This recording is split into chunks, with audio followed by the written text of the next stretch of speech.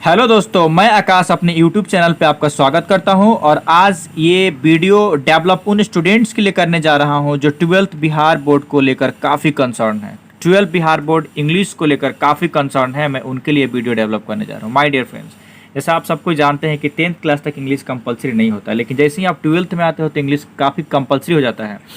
यानी कि आपको पढ़ना ही है। अगर आप इसे पूछा छोड़ाना चाहते हो तो आप साइंस लेते हो, इंग्लिश उसमें भी है, कॉमर्स लेते हो उसमें भी है इंग्लिश, आर्ट्स लेते हैं उसमें भी इंग्लिश है, ITI करने जाते हैं उसमें भी सेम इंग्लिश पढ़ना जो 12th हमें अब पढ़ना होता है यहाँ पे नहीं।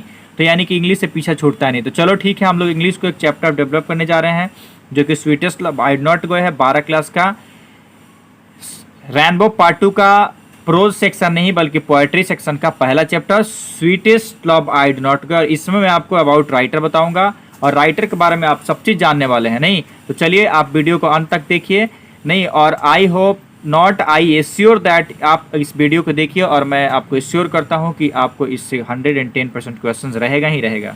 तो sweetest love I do not go यानी कि प्रियतम आई डू नॉट गो, मैं नहीं जाता, जॉर्डन साहब लिखे हैं। इनका वाइफ का नाम है एन मोर। यानी कि यह बुक में मेंशन नहीं किया है कि, लेकिन चलो आप नॉलेज के लिए जान लो। तो sweetest love I do not go, sweetest love means होता है प्रियतम, I do not go means होता है मैं नहीं जाता। जॉर्डन साहब इसे लिखे हैं। जॉर्डन साहब का बर्थ के बारे में अगर हम लोग बात करें तो इनका बर्थ जो है 1572 में है और इनकी डेट जो हुई है 1631 में हुई है। यानी कि 59 ईयर्स यह सर्वाइव किए हैं। यह एक मेटाफिजिकल पोएट है। मेटाफिजिकल पोएट का मतलब होता है आध्यात्मिक पोएट यानी आध्यात्मिक कवि। और फिर मेटाफिजिकल लिखता क्या है, पूछेगा परीक्षा में, याद रखिएगा कि Jordan is a dash poet. यानी कि वहाँ पे आपको रहेगा 4 ऑप्शन, जिसमें मेटाफिजिकल रहेगा। आप मेटाफिजिकल को टिक आउट करिए, इसे छोड़ेंगे नहीं। तो मेटाफिजिकल क्या लिखते हैं भाई, तो लव लिखते हैं, डेथ लिखते हैं, नेचर लिखते हैं। यानी कि लव के बारे में कवि लिखता है कविता, डेथ कविता, और नेचर यानी कि प्रकृति से जुड़ा हुआ कविता नहीं। तो मेटाफिजिकल का मतलब ये होता है।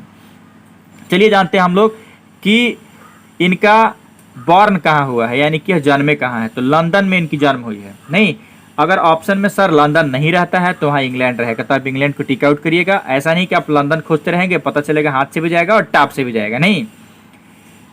चलिए, इनका जन्म जो हुआ लंदन में हुआ है, और लंदन में जन्म हुआ है तो कैसा परिवार में इनका जन्म हुआ है, तो prosperous Roman Catholic family. Prosperous का मतलब होता है समृद्ध यानी धनी मनी अमीर घर में इनकी जन्म हुई है। Prosperous Roman Catholic family, prosperous धन से समृद्ध परिवार, रोमन कैथोलिक यह इनका जाति है, यानी कि जाति से यह रोमन कैथोलिक हैं नहीं। रोमन कैथोलिक परिवार में इनका जन्म हुआ है। When England was staunchly anti Catholic, जब इनका जन्म हुआ उस वक्त पूरा का पूरा इंग्लैंड जो था वह एंटी कैथोलिक था। अब एंटी कैथोलिक क्या है भाई, तो मान लीजिए कि कोई एक पार्टी है और उसका एक विरोधी पार्टी को हम लोग क्या कहते हैं, एंटी पार्टी। तो उसी प्रकार से इस जाति का ये लोग एंटी है, यानी कैथोलिक, रोमन कैथोलिक एंटी है ये लोग। तो उस वक्त जब इनका जन्म हुआ रोमन कैथोलिक परिवार में हुआ, जिस वक्त पूरा का पूरा इंग्लैंड एंटी कैथोलिक था। बढ़ते हैं आगे। आगे क्या है, तो Donne was forced to leave Oxford University. Donne को ऑक्सफोर्ड यूनिवर्सिटी से निकाल दिया गया। कैसे निकाला गया भाई, तो धक्का मार के, यानी कि पूरे शक्ति के साथ निकाला गया ऑक्सफोर्ड यूनिवर्सिटी से। पूछेगा परीक्षा में कि कौन यूनिवर्सिटी निकाला गया, तो आप ऑक्सफोर्ड यूनिवर्सिटी वहाँ पे रहेगा, आप उसको टिक आउट करिएगा नहीं। इसे आप बिल्कुल रट्टा मार लें। Without a degree because of his religion, बिना डिग्री का निकाल दिया धक्का मार के वहाँ से नहीं।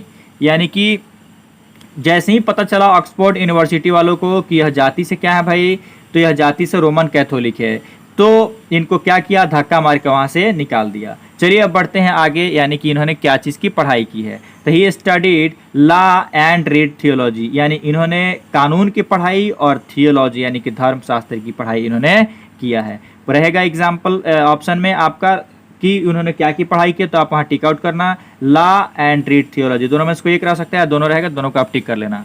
नेक्स्ट आते हैं, he also participated in 2 naval expeditions and become secretary to a powerful naval।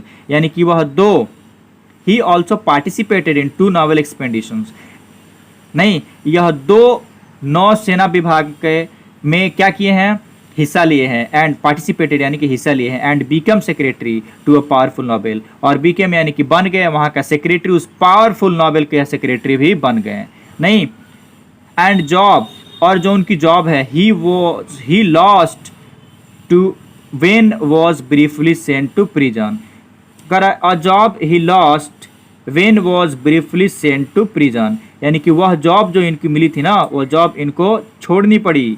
क्यों भाई खोनी पड़ी, क्यों? when was briefly sent to prison, जब इनको briefly यानी कि थोड़े समय के लिए sent to prison जेल भेजा गया था, इस वजह से उनको वह जॉब छोड़नी पड़ी। अब यह जेल क्यों गए थे भाई, यह जानते हैं जेल क्यों गए थे नहीं?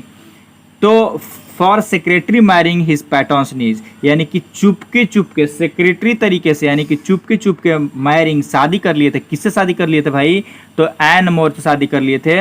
हिज पैटर्न्स नीज, यानी कि आश्रयदाता की भतीजी से। पैटर्न्स क्या होता है? यानी कि पैटर्न्स का हिंदी होता है आश्रयदाता, यानी कि जहाँ यह रहते थे ना, नहीं उसकी भतीजी थी, जो मालिक था नहीं उसका भतीजी से इन्होंने क्या कर लिया था? चुपके शादी कर लिया था, जिसके वजह से इनको जेल जाना पड़ा था और इनकी उसी वजह से नौकरी भी हाथ से गई थी।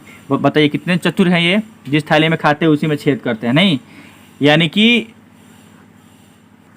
सोचिए, जिन्होंने इनको रहने का घर दिया है उसी का भतीजे से ही शादी कर लेते हैं ना, यानी कि चुपके शादी कर लेते हैं, तो जेल नहीं जाएंगे।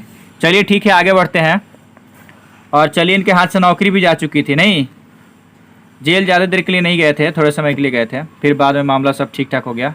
चलिए, तो नेक्स्ट इज दैट कि इन 1615, याद रखिएगा भाई, इन 1615 यानी कि 1615 ईस्वी में एट द एज ऑफ 42, यानी कि 1615 ईस्वी में इनकी उम्र कितनी थी? 42 ईयर्स, यानी कि 42 साल के यह थे। और 1615 ईस्वी में 42 साल की उम्र में John Donne accepted Anglican church member, यानी एंग्लिकन चर्च के यह क्या बन गए भाई? तो मेंबर बन गया, यानी कि सदस्य बन गए। नहीं, नौकरी छुट्टी, जेल से बाहर आए नहीं, फिर अपने पत्नी के साथ रहने लगे। उसके बाद 1615 ईस्वी में 42 साल की उम्र में एक्सेप्टेड एंग्लिकन चर्च मेंबर, यानी कि एंग्लिकन चर्च की क्या बन गए भाई? तो मेंबर बन गया, यानी कि सदस्य बन गया। सदस्य तक ही नहीं, आगे भी पढ़िए। सून बिकेम प्रीचर्स, और तुरंत ही यह उपदेशक बन गए। क्यों उपदेशक बन गए? क्योंकि इन्होंने क्या की पढ़ाई की थी? लॉ एंड रीड थियोलॉजी, यानी कि धर्मशास्त्र का भी इन्होंने पढ़ाई किया था। इस दैट्स वाई क्या बन गए? प्रीचर बन गए, यानी कि धर्म उपदेशक बन गए नहीं। चलिए अब जानते हैं आगे, इनको किस लिए जाना जाता है, पूछेगा, याद रखेंगे sir. Well non for songs and sonnets, यानी कि सॉन्ग्स एंड सोनेट्स के लिए इन्हें जाना जाता है। सोनेट्स कितने लाइन का होता है? तो सोनेट्स 14 लाइन का होता है। पूछेगा परीक्षा में, पूछता भी है, बार बार पूछता, याद रखिएगा। सोनेट्स कितने लाइन का होता है? 14 लाइन का होता है। नहीं, पोएट्री सेक्शन में ही आगे एक द सोल्जर है, उसको जाकर पढ़ लीजिएगा, लाइन गिन लीजिएगा। नहीं, मैं आगे तो वैसे भी आपको पढ़ाने वाला हूँ, तो उसमें लाइन गिनिएगा। अभी अगर आप देख रहे हैं मुझे, तो आप अभी पलटिए पेज और गिनिए, नहीं कि उसमें 14 लाइन है।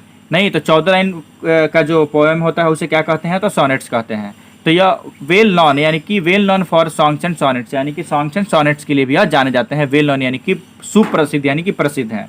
सटायरीज एंड एलिजीज, प्रहसन के लिए भी जाने जाते हैं, और एलिजीज के लिए भी जाने जाते हैं, यानी कि शोक गीत भी गाते हैं। शोक गीत आप समझते होंगे क्या है। और सेरमन्स का मतलब होता है प्रवचन या उपदेश, यानी कि प्रवचन के लिए भी जाने जाते हैं और उपदेश के लिए, यानी कि सेरमन्स के लिए जाने जाते हैं। चलिए, इस चैप्टर में एक ऑब्जेक्टिव और आपका पूछ सकता है, क्या पूछता ही है। रिहर्स का मतलब होता है अभ्यास करना। पूछेगा परीक्षा में कि जॉन डन साहब जो है,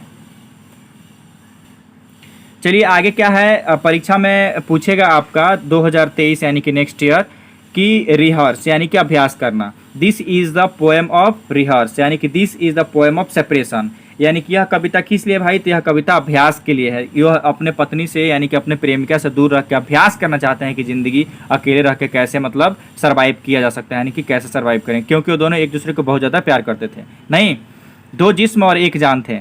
चलिए next is that this is the poem of separation, यानी कि यह जो कविता है वह सेपरेशन यानी कि अलगाववाद का कविता है। अलगाववाद का मतलब क्या होता है? अपने पत्नी से अलग हो रहे हैं, यानी कि अलग ही ना हो रहे हैं, यह अपने पत्नी से दूर जा रहे हैं, मतलब कि अलग हो रहे हैं, यानी कि this is the poem of separation. यह कविता क्या चीज़ के लिए है? यह कविता है भाई सेपरेशन के लिए, यानी कि अलगाववाद के लिए। तो मेरे दोस्तों, अगर आपको यह वीडियो अच्छा लगा होगा तो आप मेरे वीडियो को लाइक कर देंगे, चैनल सब्सक्राइब कर देंगे, बेल आइकन दबाएंगे एंड शेयर करना बिल्कुल ना भूलेंगे। Thank you. जय हिंद, जय भारत।